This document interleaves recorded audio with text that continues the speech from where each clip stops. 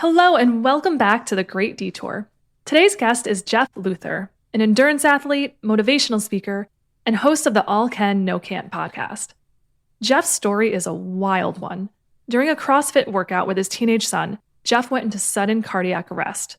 He was clinically dead for 8 minutes before being revived and was later diagnosed with ARVC, a rare genetic heart condition that turned his world upside down. In this conversation, we talk about identity loss, fear, ego death, and the process of rebuilding your life when the path ahead looks nothing like you imagined. Jeff shares how he's learned to adapt, shift his mindset, and continue forward with purpose, even when everything has changed. And just a quick note before we dive in, this is Jeff's personal story, definitely not medical advice. So if you're navigating a health condition, absolutely consult with your doctor and care team. That said, our conversation is all about resilience, perspective, and choosing to keep showing up even when life rewrites the rules. So let's get into it. Welcome to the Great Detour. I'm Jess, your host. In this podcast, we talk about life's unplanned paths, those experiences that challenge and transform us in ways we never expected. Through honest conversations, my guests and I share inspiring stories and practical advice to help you navigate your own journey. I hope these stories inspire you to trust your path, embrace change with resilience, and step into your most authentic, empowered self. Jeff Luther, welcome to the Great Detour. Oh my gosh, thanks for having me. It's great to be here. So happy to have you. So I've had a few athletes on the show in season 1, but I've never had an athlete on who has died and come back to life. This is a first for me, so I'm really excited to get into your story. It's an incredibly unique one. But before we dive into that, I'd love to hear about your life and the way it looked before June 2021 when everything changed for you. I know, fitness played a big role in your life, so I'd love to hear a little bit about that and what your life looked like and your fitness routine looked like. Oh, wow. All right. So that's interesting. No one's ever really asked me to go back before that. They always want to get straight to the story. So I started competitive cycling when I was 13. 13? Wow. Yeah, and I did that from 13 until probably 22. And it waned, like I would get real competitive and I'd get out of it and get competitive and get out of it. But I was always riding. When I was 16, I did several 100-mile rides, which is putting your body under load for a long period of time. Then I got into running after that. I was a competitive mountain biker. Then I've got competitive running, started running ultras, got into CrossFit. So through my life, I've been really active. Like I've been decent at those things, but never really beyond good. So it's always been a part of my life. I've always had the drive. I've always wanted to do the hard things, so to speak. So it's always been a big part of my life. Where do you think the drive came from? Oh, that's very interesting. I don't know. I will tell you, this is getting a little vulnerable, but I have always, even since a little kid, have always been not enough. I'm not good enough. I'm not smart enough. I'm not fast enough.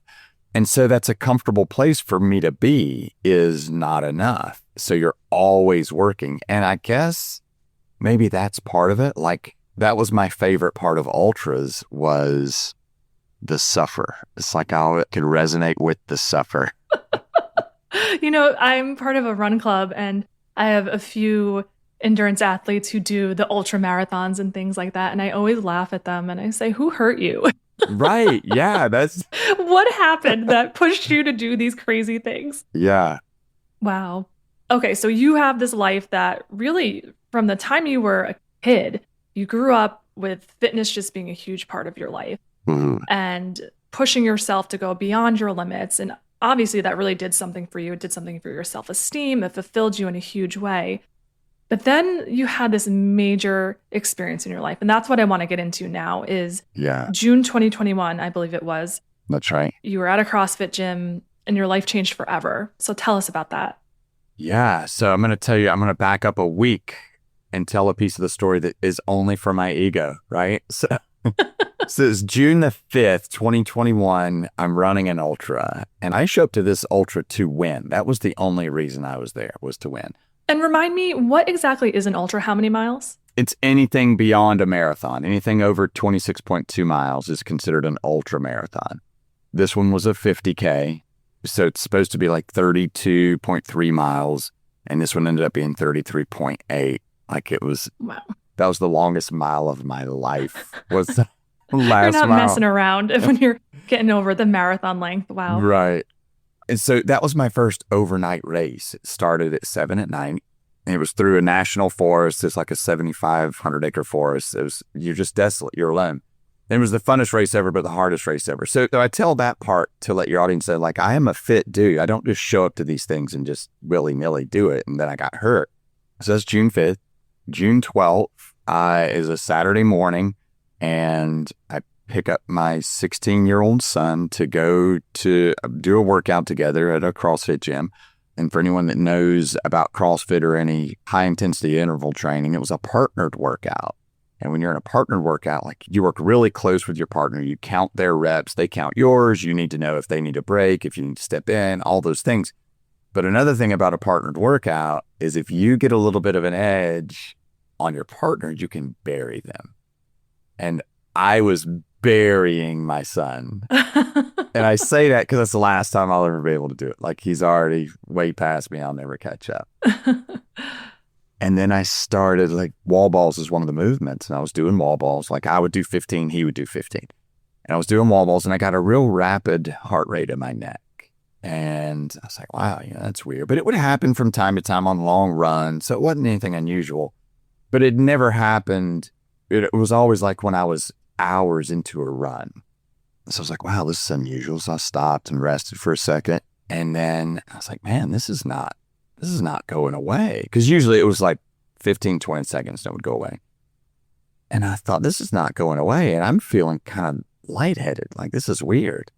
So then it kept getting worse. And the rate, I could feel it. It was getting faster and it was amplified. Like I could feel it in my neck.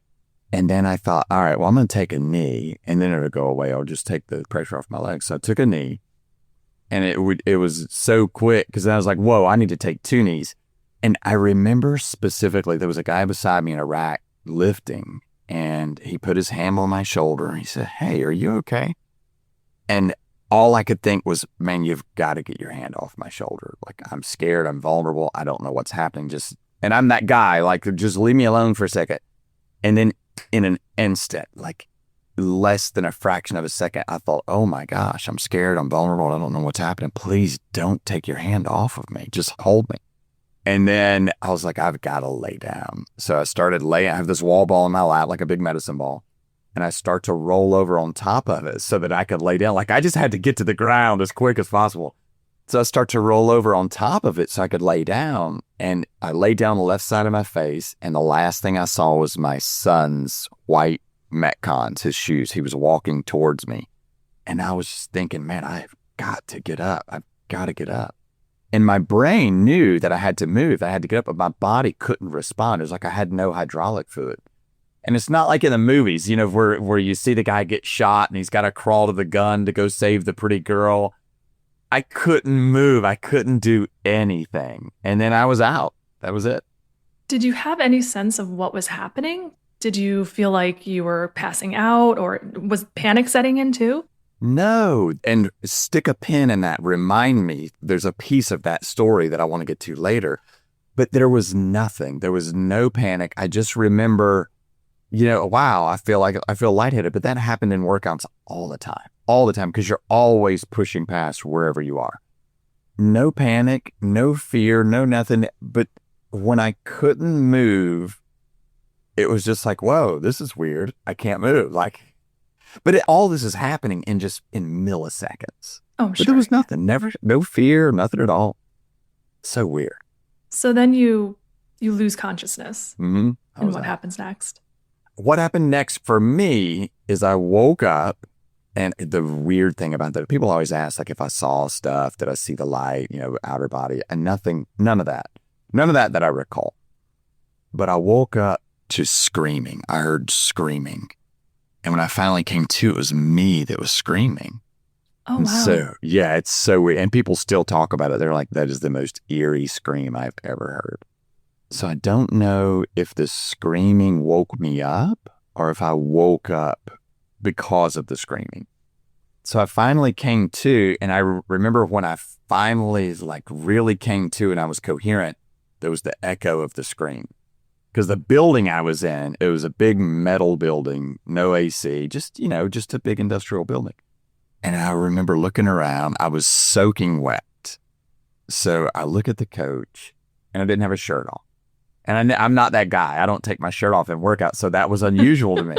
So I look at the coach and the first thing I said is, I am so sorry. Because all of this, I'm processing this all so fast. I said, I am so sorry, man. I guess I got drunk last night and I showed up to a workout and fainted. And the reason I say that is because I had the horrible taste in my mouth. My mouth was completely dry and had a horrible taste in my mouth that I would attribute to a hangover. It was like just that, just that yucky taste. And he looked at me very grave and said, no, man, that's not it. Just lay down. Just like that. And then I was like, oh, whoa. All right. What happened? So I'm looking for my son. I've got these pads on my chest from this defibrillator. And I'm thinking, well, are we going to finish the workout? Like, what's up? That was your thought. That was my thought. Like, what gives? Is this, is there a serious break? And the EMTs are there getting the stretcher ready, oxygen, all that kind of stuff that they're putting on me. And then I'm like, what happened? So they start asking me questions about, and the hangover piece, like, I don't drink. I mean, I say I don't drink. I don't drink much, like a couple of beers here and there. So that's why that was so unusual. I could not piece the night together. I had the morning. I knew exactly where I parked and everything that morning, but the night escaped me. I couldn't remember the night before. So then they got the stretcher ready and everyone, told me I had to go to the hospital. I was like, no, I'm totally fine. Like, let's finish. I was killing my son. Let's go. I got in the ambulance and went to the hospital. And, that was what I remember. You want me to tell you what actually happened while I was out? Yeah, absolutely. I mean, well, first of all, what a traumatic experience to wake up screaming. I feel like that must be seared in your memory now. Yeah, it's kind of weird because I hear the echo. That's all I hear is the echo. And I remember hearing the scream, but now I can't hear it. And I don't know if that's like my body protecting me to not hear it. I know that sounds really goofy, but people say, yeah, I still hear that scream and is the most eerie scream I've ever heard. And my son won't even talk about it, the scream. I imagine it must have been quite traumatic for him. I mean, I've gone through some pretty major health issues with my dad and I've seen a lot of shit with him. And yeah it's like you absorb it and it's hard to shake off. So, I mean, maybe for you, it was good that you weren't awake or for any of it because to witness it can be incredibly traumatic. Did your son have a hard time like processing that afterwards? Yeah, that's a whole other episode like in itself. He did. So here's what happened. When I went out, they cut the music off. They're like, oh, this guy passed out in the workout, the old man. And I can't handle CrossFit. Right, yeah. Get him out of here. So they start the whole bit, slapping me around, trying to get me to come to. And then someone went and got ice. There was an ice machine there. So someone went and got a bucket of ice and poured ice on me like, oh, he just got too hot. I mean, it's June in Charleston, South Carolina. It's hot. No AC, and I'm over in the corner. So they did that, and then they were still trying to get me to come to. And that was probably about a minute. And someone says, he doesn't have a pulse. So then they were like, oh, this is real. Like, he really is the old dude that can't handle CrossFit. Like, we killed him. So then panic kind of sets in. Now, my son's watching this. So then panic sets in when I don't have a pulse. And fortunately for me, there was a woman there who is the director of safety and first aid for the aquarium in Charleston. So she said, is there a defibrillator? Someone ran over, grabbed the defibrillator, brought her back. And so we're now like 2.5 minutes into this, right? No pulse. No pulse, no breath. And my weightlifting coach can tell the story. Like, she had my head the whole time. She said, I was just down there. I was just talking to you. She's like, I didn't know what to do. I was just talking to you and trying to get you to wake up, but you wouldn't breathe, no pulse. Wow. And thank God that woman was there, the director of safety that you just mentioned. Thank God for her. I mean, I don't believe in coincidences, so it's amazing that she was there when that happened. There are so many things about this story, like the word coincidence. It's not even in my vocabulary anymore. So they put the defibrillator on me, and it takes a minute. So it has to have, and it's not like the movies. In the movies, they shock people and they bring them back to life. So in real life, you have to have some type of electrical rhythm in your heart for it to shock you into a normal rhythm. So I had no rhythm. So they put it on me, and for a minute it says do chest compressions. So they're doing chest compressions. And at this point, like, I am dead. I'm turning gray. There's no pulse. There's no breath. And so then it finally detects a rhythm. And here's the crazy part. Here's what happened. My heart went into ventricular fibrillation. So the ventricle just vibrates. It's like you save a Word document and you just get the little spiral, right? So the electrical signal just travels a path around my heart and has no place to go. So finally detected a rhythm, shocked me, and then I flatlined. So it shocks me and it didn't work. And then you get the audible flatline like on the movies. Wow. And that is where everything kind of turned to shit. Like, my son was standing over me. He was right there by Jen. Jen was at my head trying to talk to me. And he was right there by her. So he starts screaming. He loses it. And everybody's like, oh my God, he's dead. She had to grab him because he just lost his shit. So she grabs him and is pulling him back. She's like, guys, you have to block him. So everybody stood between me and my son while she was trying to pull him away. And then he's losing his mind. And then it just says do chest compression. So they start chest compressions again, and they shocked me again. It detected rhythm again. And this is where it gets cloudy. He says that I flatlined again, and you can't tell on the video. There's no audio or video. But I guess I flatlined again, and then it shocked me again. 3 times. Mm. Wow. Yeah, so he watched all that, and he, to talk to him, like, this is kind of getting a little out there, but he said, the only thing I thought, he said, the worst part of it, and I feel so bad now, is the worst part is I was going to have to tell my brothers that you died, and I didn't know how I was going to tell them. Oh. So, yeah, that sucks, right? Yeah. So, yeah, that was the 8 minutes. Wow. That's what transpired. How did you not have any brain damage with, like, did oxygen get to your brain in those 8 minutes? It's miraculous. Yeah, so 8 minutes is the threshold, but I think what happened is, like, my heart registered 386 beats a minute on the AED. Mm-hmm. And I think what would happen is my heart would hit rhythm, something would happen, and I had to have taken a breath. I had to have done something, and that was pushing blood through my body. So I think that instead of blood just not moving for 8 minutes, I think there was circulation. There had to be. Just the perfect combo of things just to kind of keep some life going for those 8 minutes. Yeah. And you don't know me well enough to know that I don't have brain damage, right? There might be some lingering. But you just don't ask me any math questions. You just think, though, with like not having circulation or oxygen for that many minutes, that there would just be this tremendous amount of visible damage. It's just absolutely amazing that there wasn't. What did the doctors say to you afterwards? Like, what did they diagnose you with anything? Was there a cause for it? Man, you're asking such good questions. That was the toughest, not the toughest. That was a hard part. So I go to the hospital Saturday and they're like, oh, the experts will come in and talk to you tonight. Well, they didn't. And Sunday I'm there, doctors are just going to make their rounds on Sundays, like totally inconvenient for them. Then Monday we start the diagnosis. But, the paramedics did this to me when they showed up. They were very condescending, all the way down to what drugs do you do, not do you use drugs? What drugs do you do? I don't do drugs. All right. Well, how much pre-workout did you have? I don't take pre-workout. All right. Well, how much did you drink last night? All of that kind of stuff. Almost blaming you. Yeah. Like I was too stupid to come out of the rain.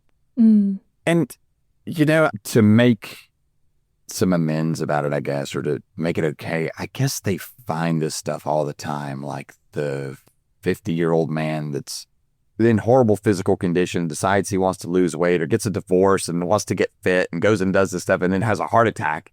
Midlife crisis. Yeah. Yeah. They just put you in that box. They did.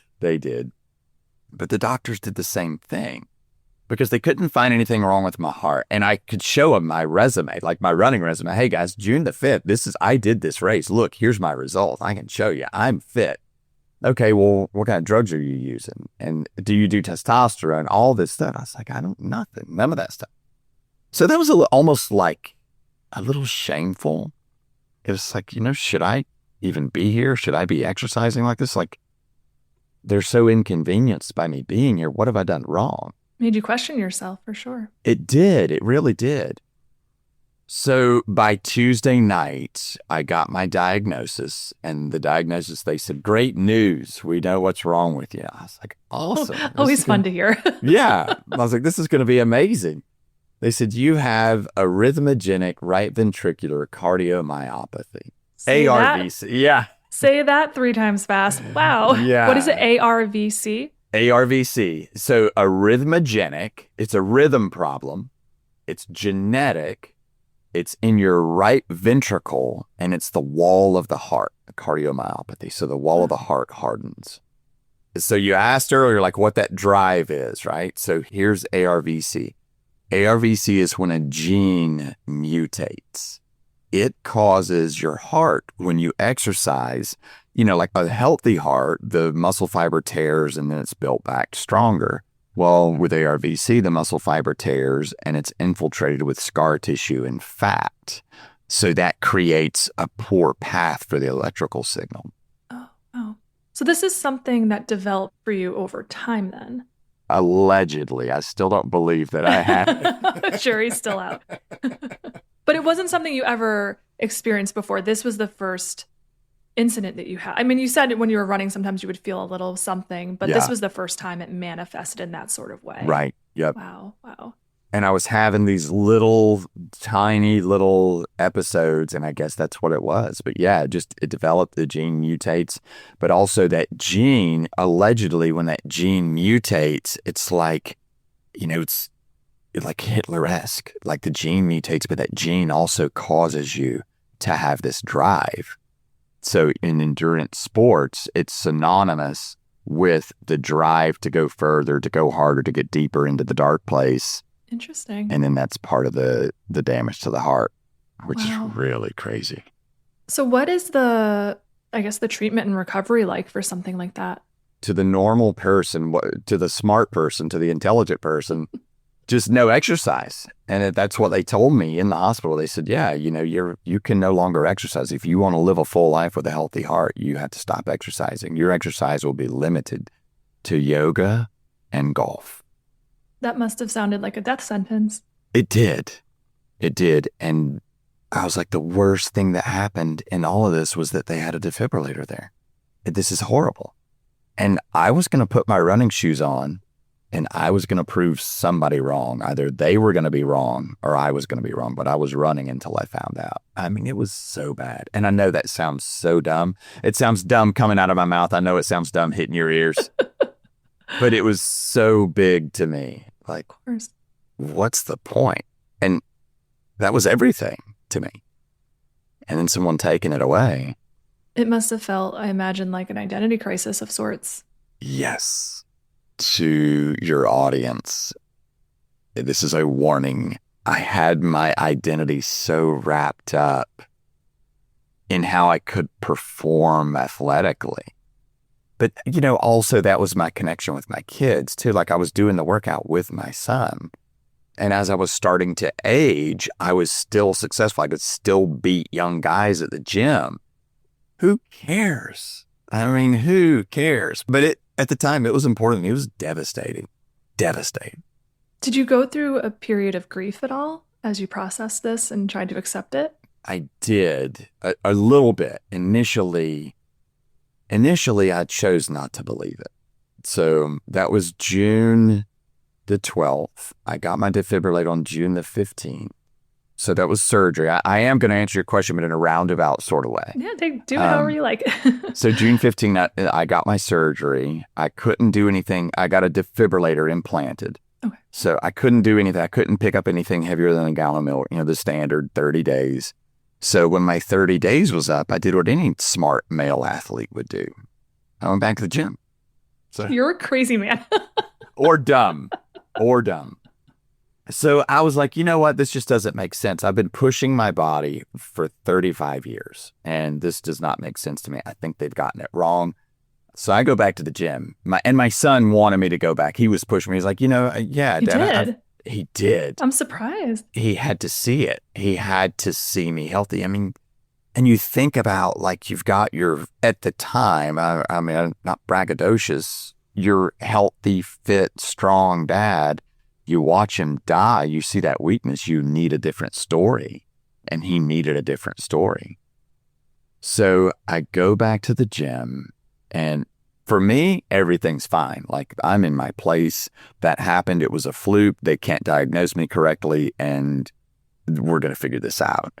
So I go to the gym, do a warm up with the group. Everything's fine. Then we do a barbell complex, and it happens again in the barbell complex. Yeah. You passed out again, or you flatlined again? I didn't. This is what happened. So I've got this defibrillator. So it's automatic. It's subcutaneous, whatever it's called, SICD, cardio defibrillator, internal cardio defibrillator. Sorry. So I was doing this barbell complex, and I felt my pulse in my neck, and I knew what that was. Then I started getting lightheaded, and I was like, oh man, this is it. I was in VFib, ventricular fibrillation, for 36 seconds. For 36 seconds, I knew that I was dying. I knew that I was dying. Like I knew death was there. That was horrible. And for that 36 seconds, like, people think, oh, when you're on your deathbed, what do you wish you have accomplished? Or as you come to an end, you're going to think, oh, I wish I would have done this. Or why didn't you do this? Or I could have done so much more in my life. In that 36 seconds, all I wanted to do was connect with someone. I just wanted to hug somebody. Oh, wow. That's all I wanted. You don't think about what you could have done, what you could have been, all the things that we worry about every day. My son was standing right behind me. All I wanted to do was hug him. And I couldn't, because I had to pretend like everything was okay. I had to pretend like I was holding it all together. I had to pretend like I wasn't terrified. And then what happened? Did you have the same sort of incident as last time, or did it not come to fruition because of your device? Right. It did not come to fruition. So you have to be in a bad rhythm for 1 minute to get shocked. Okay. So I was like at the threshold of passing out, and then my body came out of that bad rhythm on its own. Wow. But I got the taste. I had that same taste in my mouth. And so I was like, whoa, that's what death tastes like.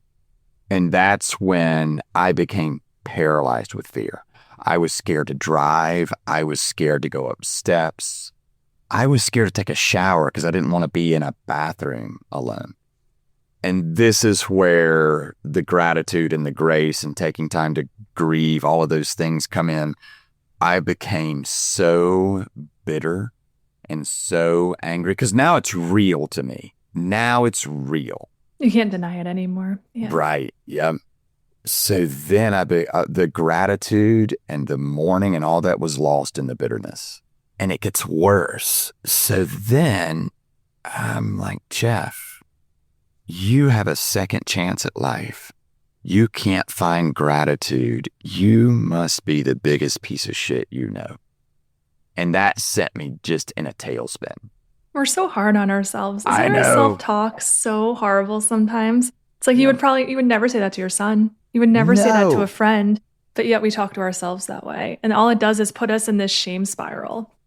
Yep. Yeah. Yeah, I like that word, the shame spiral, because that's what it is. Man, shame lives in darkness. It does. For sure. It does. And I think you need to speak about things and open up about it, and that's how it dissipates. It's really true. Yep. So how did you get yourself out of that dark place? It was so hard. But so this is like one of my 5 lessons that I learned in dying is people don't care what happens to you.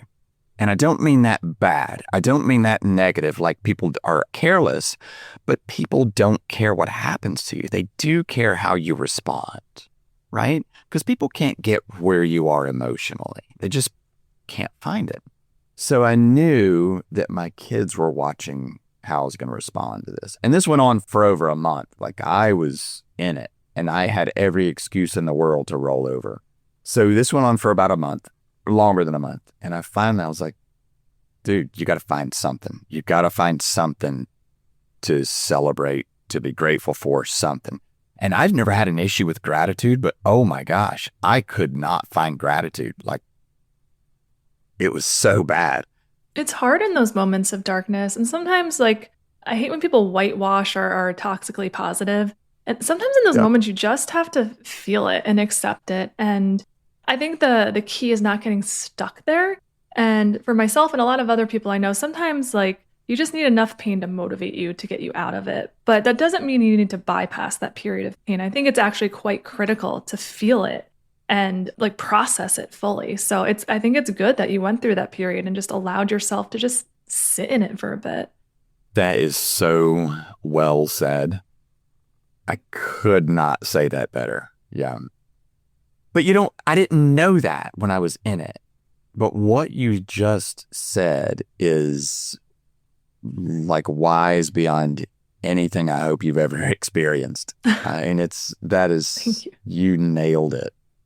So I had to find gratitude.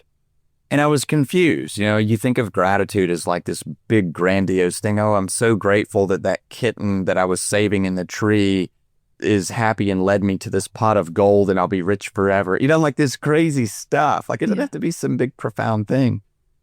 So I was walking on the beach and I was like, all right, man, what's great about this? What's great about this? Well, nothing. Like nothing is great about this. Okay, well, if something could be, like, what is it? Like, all right, my body's still intact. Nothing crazy happened. I still eat. Like, I can taste food, like all these things. And I was like, I don't have a shellfish allergy. So that's cool. That's good. And then I was like, it's weird because why do some people have a shellfish allergy and some people don't? Well, that's weird. Their bodies are different. And I was like, maybe my body will respond differently with this disease. And I just thought about it for a minute. I was like, I'll check it out. So I start researching. I'm researching this disease. And then I'm looking at people that have had it and what exercises they do. And I'm looking, well, maybe I can do this. Maybe I can do this. And I was like, all right, well, I did what any smart male athlete would do. I went back to the gym. But I had a plan. I researched what I could do. And like all the endorphins you get from exercise, those are bad for my heart. Continuous load, that's bad for my heart. All these things. So I found a coach. He was there when it happened. And I said, look, this is what I found. This is what I've researched. Would you be willing to do some research and would you coach me? And he said, yeah, let's talk about it. Let's get a plan. And then I'll give you a yes or no if I'm willing to do it. So we came up with a plan. We came up with some workouts. I said, this is what I need. I need no people. I need a quiet gym. I need you to not encourage me. And I need you to make sure I don't die. And that's what I need. That's it. Just those simple things. Just don't let me die. Yeah.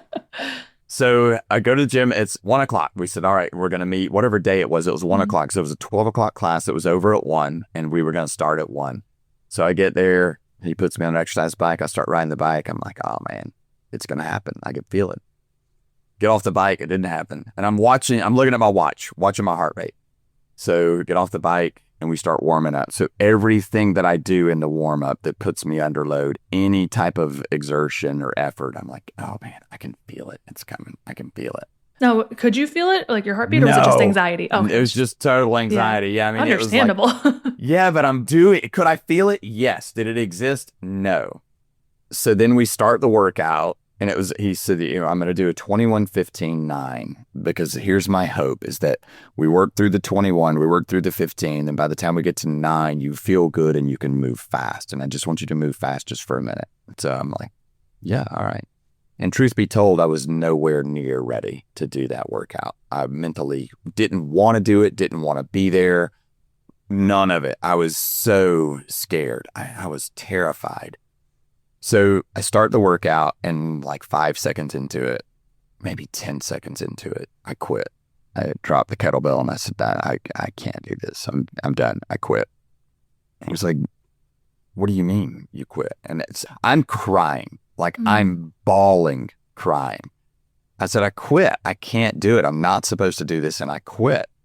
I can't do this. And he said, well, what is it? Does the thing in your body, does that hurt? We'll do something different. I said, no, you don't get it. I quit. And in that instant, I became a quitter. Like I was done. And for any of your listeners, if they've ever been in that place, I am so sorry. It's so awful. And for anyone that hasn't, don't ever get there. Don't quit. You can rest and that's fine. Don't quit. It was horrible. It just sounds like a moment of pure defeat and just like your hope is gone. Yep. Yeah, that's a dark place to be. You nailed it. Yeah. But you take it from yourself, which is just worse. So he said, all right, you quit. I get it. But just give me 30 seconds of work. Just work for 30 seconds and we'll be done. I was like, no, you don't understand. I quit. I'm done. You are not hearing me. He said, yeah, you quit, but we're going to end on a win. Just 30 seconds of work. You work as slow as you want. And so I was like, no. And then, so we argued and there was a lot of cussing and I'm wiping snot off my face at this point. I am bawling like a 5-year-old. So he said, take as long as you want. I don't have another client until 4. Just give me 30 seconds of work. So then I was like, all right, I'll give you 30 seconds of work. And I knew something bad was going to happen. So I pick up the kettlebell and I do kettlebell swings for 30 seconds. So I hit my 21. And he said, that's amazing. You did it. That's a win. We're done. So I stood there for a second. I said, I could probably do another 30 seconds. He's like, yeah, whatever you want to do, man, but this is a win, so we can stop. Save it for another day. So I did another 30 seconds and I stopped. He said, that's amazing. That's a huge win. I said, I could probably do another 30 seconds. And he said, let's do this. Just do 30 seconds on and 30 seconds off. Just work as long as you want to, and that'll be a huge win. So I finished that whole workout, 30 seconds on and 30 seconds off. And in that 1 hour or whatever it was at the gym, I was at the darkest of the depths I've been. I quit and I got my life back all in that same session. It was amazing. Wow, that's incredible. And 30 seconds at a time. It was just like little seconds. Small increments is how you did it. 30 seconds at a time. Yep. Wow. That's absolutely incredible. Is that how you continue to do it today? Or have you just made different modifications to allow yourself to participate in the sports that you like? Both of those things. So now, like anybody that's around me in the fitness world, they'll ask, if anybody asks how I'm doing, I'm like, 30 seconds, I haven't been shocked. And that's kind of, that's how I roll. 30 seconds, don't get shocked. 30 seconds, don't get shocked. And that's what I do. And people that I tell my story to, they're like, how often do you think about it? Like every 30 seconds. It never escapes me. I think about like when I'm with friends, I'm like, damn, what would these people do right now if I fell over and I got shocked? Like, what would they do? Should I tell them that it might happen? Like the crazy thing that goes through your mind. Yeah, of course. Yeah. So, I think about it all the time and that's how I live now. And like when I do hard things, I just give it 30 seconds. Take a step. The ground's going to find you. It might find me on my face staring at my son's shoes, right? It'll find me. I'll get up. Yeah.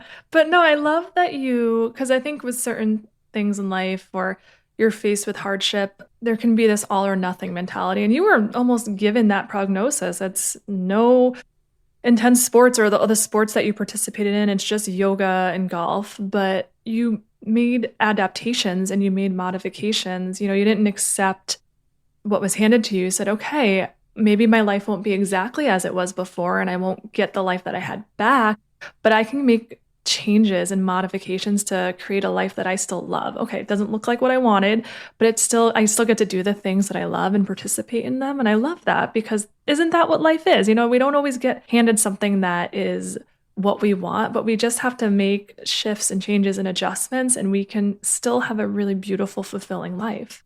Man, that is it. That is exactly it. That was so hard for me initially because like I knew, and it was really ego. That was a lot of it. And that's hard to, I mean, it's not hard to admit that. I know that it was ego. It's just, it feels foolish to say. But we all battle with our egos. It's part of all of us. Yeah. Yeah. But I tell you, man, when you fall, your ego falls harder and faster than you do. You just got to let go of it. Like it just pulls you down. And when I went back to running, like my coach would program me a 30-minute run at a talking pace. I was like, are you kidding me? And that was my ego. I was like, I used to do this. I used to do like an old man, like Uncle Rico on Napoleon Dynamite. It was like, that must have been a hard adjustment going from running ultras and I'm sure like a much faster pace than to a talking pace when you're running. It was. And the hardest part was fighting with myself over it. That was the hardest part. And it took a while, but I had to get to a place where I'm so grateful that I can even run.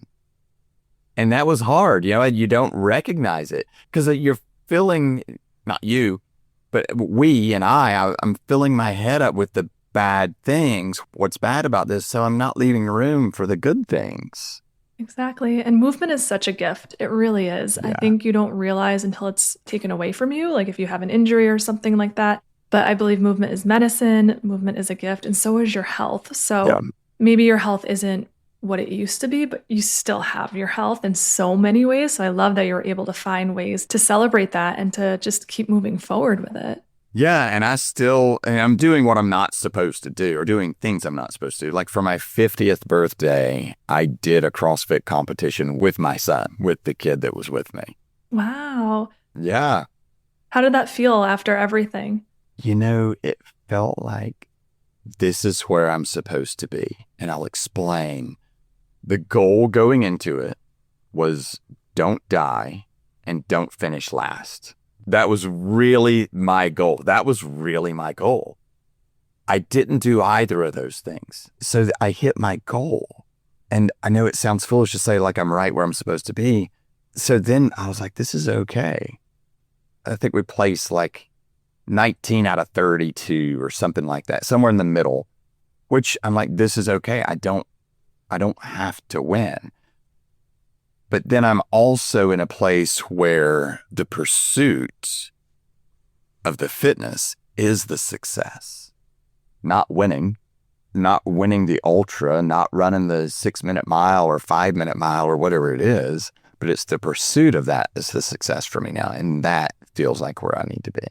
I love that. It's such a theme in this show too, is just, it's not the destination, it's the journey. Yeah. That's where all the magic happens. That's where all the growth happens, the lessons.